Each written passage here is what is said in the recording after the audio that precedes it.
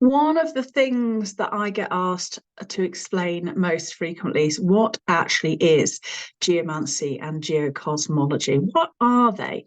How do they actually, how can we employ them in our lives? How can we work with energies that has a meaningful impact on us? So geomancy itself is a fascinating field that really delves into the intricate relationship between natural energy forms and the human consciousness. They're intertwined with the environment and the landscape of the earth. Everything is connected.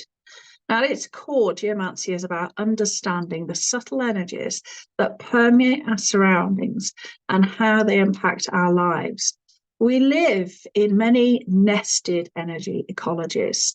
There is the energy ecology of my personhood, of my family, of my ancestry, of my societal group, of my town that I belong to, of the nation that I belong to, of the political groups that I belong to, the philosophical group that I live my life by. All these things have an energetic blueprint, and we subscribe to different things to make sense of our reality. And some of those energy ecologies are man-made and some of them are natural. So geomancy looks at those natural energy ecologies and how they support all life.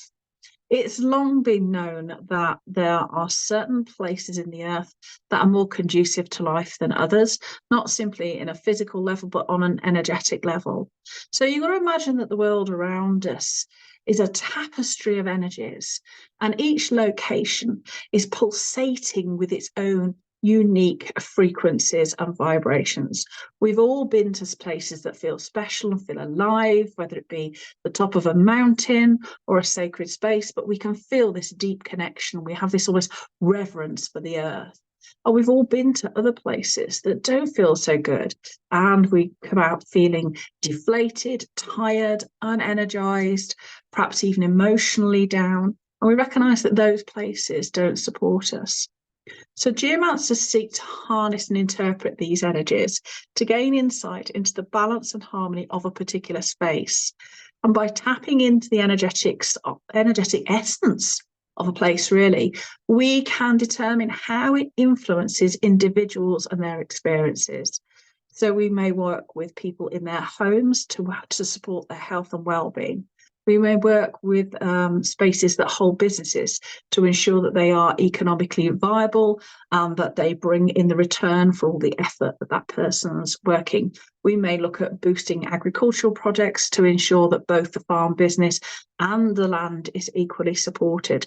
There are many, many applications for geomancy. We use it to create thriving gardens, I say boost agricultural products, to enhance workspaces, and also so that we as individuals make grounded and soul aligned decisions, so that we're taking so that our actions are supported in that place. Geocosmology is takes that to the broader perspective. It expands that exploration onto a cosmic scale, considering not the person's interconnected with the earth, but it looks at the earth's interconnectedness with the broader universe. So we're just scaling everything up. It contemplates really the cosmic forces that are at play in shaping our planet and how they influence the human experience. So we mostly come at that perhaps through things like astrology. We recognize there are cosmic forces out there that indeed do impact us on the earth. Moon cycles impact us. So we recognize that we as humans are on earth, and earth is interconnected with the wider cosmos. So both geomancy and geocosmology offer holistic perspective into the relationship between humans and their environment. They recognize that there's a symbiotic connection between individuals, us as individuals, and the earth. And we want to highlight the importance of living in harmony with nature's energy. And that's through all our lives. That's to make grounded and aligned decisions. So that's to ensure that the home we live in supports our health, vitality, and relationships. It's to make sure that our workspaces, that the activities that we engage in within that space are aligned with the natural energies, so that our businesses can become more profitable and that our businesses serve from a place of really from a place of service in the world, that people who do own their own business are creating businesses that express their soul gifts in the world, to meet to work at that sort of magical intersection where our own soul gifts meet the needs of the world out there. It's from a place of service. And that's ultimately what business should be.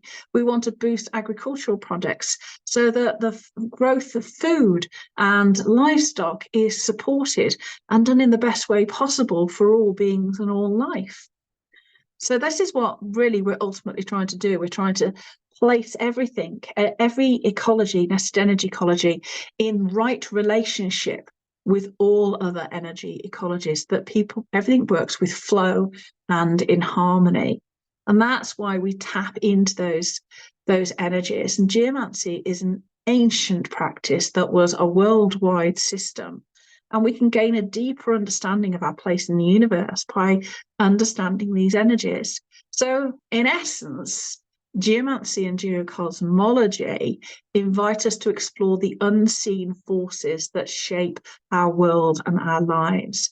Invisible earth energy, telluric currents, nature consciousness, the spirit of businesses, the spirit of homes. All these things come into play in geomancy. And both geocosmology and geomancy encourage us to cultivate a deeper connection, a deeper relationship with the earth and the cosmos. And we kind of, in a way, foster a sense of reverence and awe at this wonderful world and the universe that we live in, and respect for the energies that surround us. We have a very top-down view, we tend to, humans, that we have a human-centric view of the world, and nature and everything else is somehow less than human. I would argue, and many others would agree with me, that actually the rest of the beings and life that we share on our planet is actually more than human, and that we can learn a lot from them. And yet we dismiss this often ancient reverence for the natural world, or seeing the life in everything as primitive or naive. And it's a reverence for our deep connection to all life and the mutual respect we must have for these things. So as we dive into the sort of mystical and mythical realms of geomancy and geocosmology, we can uncover profound insights about ourselves and the earth, our societies, our communities, the places where we live and work, that can guide us on our journey towards balance, alignment, and spiritual growth. They are ultimately tools so that we can live out our purpose, we can live out our soul's purpose, and that what we are doing to live out that purpose, that our actions are fully supported by the spaces in which we live and work, so that everything that we're doing is for the highest good and the highest purpose. And that's ultimately what geomancy and geocosmology are all about.